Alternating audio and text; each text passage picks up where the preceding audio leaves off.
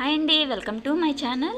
నేను ఈ వీడియోలో కమ్మని పాల తాలికల్ని ఏ విధంగా ప్రిపేర్ చేసుకోవాలో చూపిస్తున్నాను. ఒక గ్లాస్ బియ్యాన్ని నేను 6 గంటలు నానబెట్టి పొడి క్లాత్ మీద ఆరబెడుతున్నాను అనమాట. ఒక అరగంట ఆరిన తర్వాత ఆల్రెడీ తడిగానే ఉంటాయి కాబట్టి ఆ తడి బియ్యాన్ని కొంచెం మిక్సర్ జార్లో వేసుకొని మెత్తగా గ్రైండ్ చేసుకోవాలి. ఇప్పుడు మిక్సర్ జార్లో మనం మరపట్టిన పిండిని ఇలా జల్లించుకోవాలన్నమాట. ఇదిగోండి తడి పిండి, ఇలా నొక్కితే తల్లే ఉంటుంది అనమాట. ఇప్పుడు ప్యాన్లో కొంచెం బెల్లం తీసుకొని సరిపడా నీళ్లు, అంటే పిండికి తగ్గ నీళ్లు, కొంచెం నీళ్లు తీసుకొని, పిండి ఎక్కువ ఉన్నా పర్లేదండి, ఇలా నీళ్ళల్లో బెల్లాన్ని కరిగినాక ఈ నీళ్లు వెచ్చబడితే చాలండి, బెల్లం కరిగితే చాలు. ఇది ఇప్పుడు ఈ తడిపిండిని ఇందులో వేసుకోవాలి. తడిపిండితో చేసుకుంటే ఏంటంటే పాల తాలికలు టేస్ట్ బాగుంటాయి అన్నమాట, మృదువుగా ఉంటాయి. పాల తాలికలు పొడిపిండితో కూడా చేసుకోవచ్చు, అది మీ ఇష్టం అనమాట. తడిపిండితో అయితే టేస్ట్ బాగుంటుంది, ఒకసారి మీరు ట్రై చేయండి అనమాట. ఇప్పుడు ఇలా దగ్గర పడిపోయినాక పిండిని, ఇది మరీ మెత్తగా ఉంటే ఇంకొంచెం పిండి యాడ్ చేసుకోవచ్చు అనమాట. జారుగా ఉంటే పిండి ముద్ద అనేది, ఇలా మన దగ్గర పిండి అనేది ఎక్కువే ఉంచుకోవాలన్నమాట. ఈ విధంగా దగ్గర పడిపోయిన తర్వాత ఈ విధంగా స్మాష్ చేస్తే ఈ విధంగా వస్తుంది అనమాట.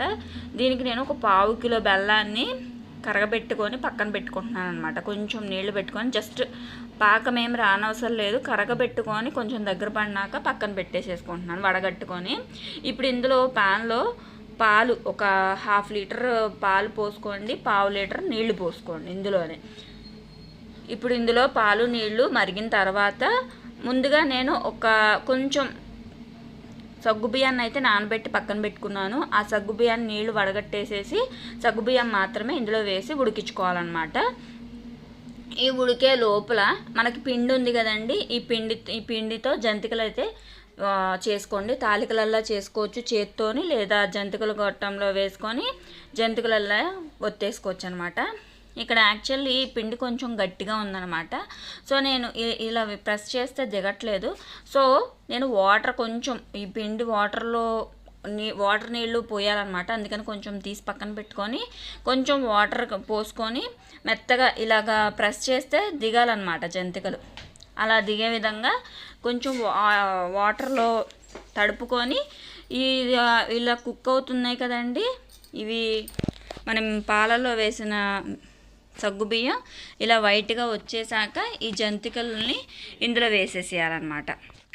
ఇప్పుడు నేను కలిపిన పిండి జంతికల గిద్దలో ఒక్కసారి మాత్రమే పిండానమాట. మిగిలిన పిండి నీళ్ళల్లో కలిపేసేసి ఈ జంతికలు ఉడికాక, అంటే పాల తాలికలు ఉడికాక ఇందులో పోస్తానమాట. ఇదిగోండి, కొంచెం ఉడుకు పట్టిన తర్వాత వెంటనే కదపకూడదండి, విరిగిపోతాయి, పేస్ట్ అయిపోతుంది.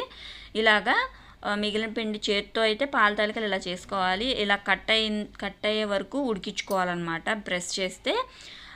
ఇప్పుడు ఇందులో మనం పక్కకు తీసి పెట్టుకున్నాం కదా, ఆ పిండిలో వాటర్ పోసుకొని ఇందులో యాడ్ చేసేసుకుంటే చిక్కపడుతుంది అనమాట ఈ తాలికలు పదార్థం అనేది. ఇప్పుడు ఇంకొంచెం ఉడుకు పట్టిన తర్వాత దించేసుకోవాలి. ఈ కన్సిస్టెన్సీలో ఉంటే చాలు, దించేసుకోవాలి. స్టవ్ ఆన్ చేసేసుకొని, ఇంతకుముందు మనం బెల్లం పాకం పెట్టుకొని ఉంచాం కదా, ఇది పాక రానవసరం లేదు, బెల్లం నీళ్ళు కొంచెం దగ్గర పడినాక ఇందులో యాడ్ చేసేసుకోవాలి. బెల్లం పూర్తిగా చల్లారిపోయాకే ఇందులో యాడ్ చేసుకోవాలి.